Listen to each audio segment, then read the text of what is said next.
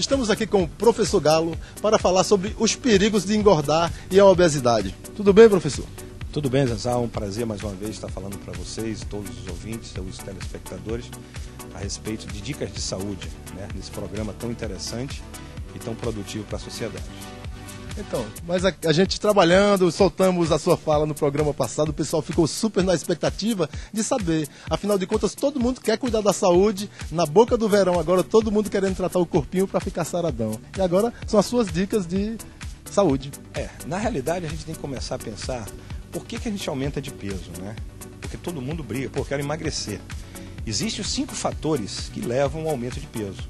O primeiro dele é o genético. Isso ainda tem poucas descobertas, tem um genoma aí que vai contribuir para a gente, né? Mas o que a gente pode hoje tentar combater ou neutralizar, que é o segundo fator, que é o nutricional, através de dicas de alimentação, né? Como o corpo responde a cada alimento. O outro é a inatividade física, ou seja, o sedentarismo também leva ao aumento de peso, né? O outro são os fatores endócrinos, né? Ou seja, o nosso corpo ele é regido pelos hormônios, os hormônios que controlam todo o metabolismo do nosso corpo. E por conta disso, se tiver alguma disfunção de alguma glândula, vai possibilitar o aumento de peso, como por exemplo o hipotireoidismo, né? O diabético, resistência à insulina, né? Relacionadas ao hormônio. E por último o hipotalâmico, ou seja, todas as emoções, as tristezas, as depressões, as irritações, ou tudo que leva o hipotálamo a comandar as nossas funções vitais, ele pode também desenvolver o aumento de peso ou a obesidade. Na verdade, esses 5 fatores, eles caminham juntos ou se a pessoa estiver desarmonizada em apenas um ou dois, incide o mesmo risco para a saúde da pessoa? Bom, depende de como foi descontrolado esses fatores, né?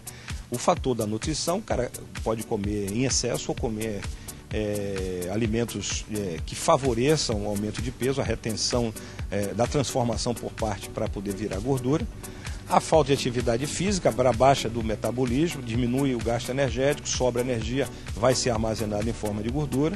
Os fatores endócrinos, que dependem do controle que é feito pelos médicos com relação ao equilíbrio desses hormônios, né? E o principal vilão dessa história toda que a gente vê hoje no mercado e na sociedade é exatamente o estresse. O estresse hoje é um grande vilão, que é um dos fatores hipotalâmicos, né? Esse estresse, para você ter uma ideia, ele vai fazer com que ocorra a liberação do hormônio que é chamado cortisol. E esse cortisol, dentre as funções dele, é catabolismo proteico, né? Então a gente vai começar por partes, Sansão.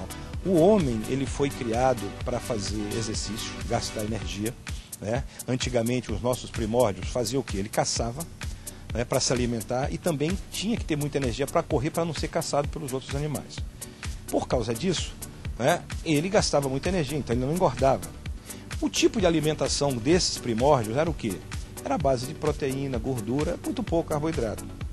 Com o processo evolutivo, né, quando o homem começa a utilizar de recursos que favorece o trabalho dele, por exemplo, o carro, né, a mecânica, por exemplo, o trator, né, o elevador, o controle remoto, tudo isso são mecanismos hoje utilizados de recurso para facilitar a tarefa do homem. Com isso, esse homem passa a não gastar energia. E o corpo, com o mecanismo de defesa, ele procura guardar todo o que não gasta. E ele guarda de uma forma, em forma de gordura. Mas também existe outro vilão. O vilão é que a partir do momento que esse homem, além de não fazer exercício, não gastar energia, não utilizar a musculatura, ele passa a utilizar mais o sistema nervoso central, o cérebro. E ele aí é obrigado a fazer várias atividades pelo consumismo, né? Ele passa a utilizar recursos como computador, ele passa a querer fazer várias tarefas ao mesmo tempo, ele é cobrado pela sociedade, ele é cobrado pelo chefe dele, ele é cobrado pelos filhos. Então tudo isso vai gerar uma situação onde o cérebro tem que gastar muita energia. A energia que o cérebro gasta é a glicose, ele consome glicose, ele precisa de glicose. Só que toda vez que esse cérebro precisa de mais glicose, ele não pede glicose, ele pede comida. Então, o mecanismo de defesa lá no hipotálamo é aumentar o apetite, abrir o apetite e diminuir o metabolismo do corpo, poupando energia, mecanismo de defesa. Então, com base nessa análise, Você vê, quanto mais estressado, ansioso, nervoso, né, tiver um indivíduo, mais fome ele vai sentir. E menos tecido muscular ele vai ter, porque ele vai começar o corpo a quebrar através da ação do hormônio cortisol, destruir tecido muscular para gerar glicose para mandar para o cérebro. Esse processo em bioquímica a gente fala que é proteólise. Então, assim, não é simplesmente porque o cara sente fome porque ele é guloso. Não, alguma coisa dentro dos fatores está contribuindo para levar ele a aumentar de peso ou a comer mais. E quais são os indicativos que a pessoa possa observar para identificar que está no início de estresse? Então, o estresse, ele tem algumas indicativas, né? Quando as pessoas sentem, por exemplo, ranger dos dentes é um dos sintomas, insônia, né? Eu digo sempre que a insônia é um dos mecanismos que o corpo tem para dizer que alguma coisa está errada. Porque quem faz a gente acordar é um hormônio chamado cortisol. E o cortisol ele é liberado quando a gente está em ação muito estressante. Então, se a gente não dorme profundamente, nós não produzimos um hormônio chamado GH. Esse GH, ele faz com que a gente restaure as nossas energias, recompõe as células perdidas do dia a dia, né? E ele utiliza a energia da gordura. Então, quando a gente dorme profundamente, e aí eu digo o sonho colorido, né, é que a gente está potencializando a ação desse hormônio GH. E por conta disso, o que é que vai acontecer? Ele emagrece dormindo. Quando a pessoa sonha, mas sonha preto e branco, ele está potencializando a ação do GH, ele pode estar emagrecendo. Quando ele não sonha, é pior. E quando ele tem insônia, aí ele fica o tempo todo em alerta e o corpo dele gasta energia. O corpo vai pedir o quê? O cérebro? Glicose, mas ele pede em forma de comida. Então essas pessoas que não dormem, ele sente vontade de comer. Então ele abre o apetite, ele vai comer até a mais do que ele deveria, né? Associado até a como a gente perde essa massa magra, né? Porque o nosso corpo ele é formado de músculo, osso, gordura e o resíduo, que são as vísceras, o que compõe o enchimento do nosso corpo. Com o passar da idade, né, a gente vai aumentando a idade, o nosso corpo vai perdendo tecido magro. E é o tecido que gasta energia desses quatro: músculo, osso e resíduo. Quando a gente perde músculo, quando a gente perde massa óssea, o nosso corpo perde a capacidade de gastar energia. E tudo que sobra vai para um outro componente, que é o componente gordo, que são os adipócitos, que é a gordura.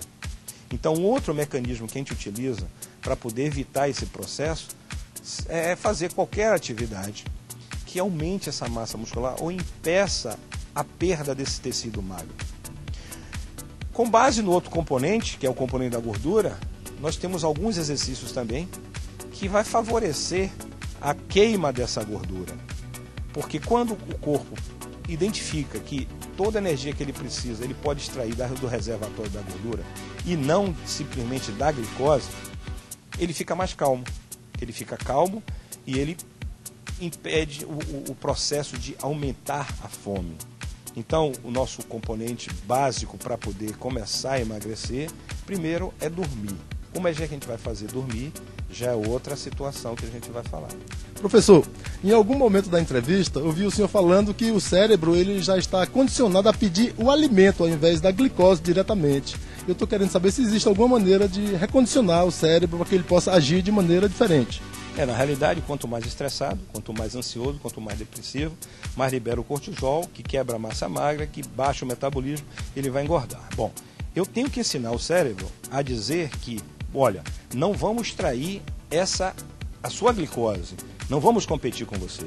Existem dois mecanismos interessantes. O primeiro é o exercício físico, né? E o segundo é o tipo de alimentação. Esses dois mecanismos vão fazer com que o cérebro tranquilize. Só uma dica, que a gente vai falar isso no próximo programa, é que nós temos que acostumar o corpo a utilizar gordura como fonte de energia durante o exercício e não a glicose. Como a gente vai fazer isso no próximo programa. Em relação ao alimento, existem alimentos de alto, moderado e baixo índice glicêmico, que isso tem um efeito muito agressivo dentro do organismo. E isso também a gente vai falar no próximo programa. Então não perca, porque tem muitas dicas interessantes no nosso programa para que vocês emagreçam com saúde, sem sofrimento e com prazer. Até lá!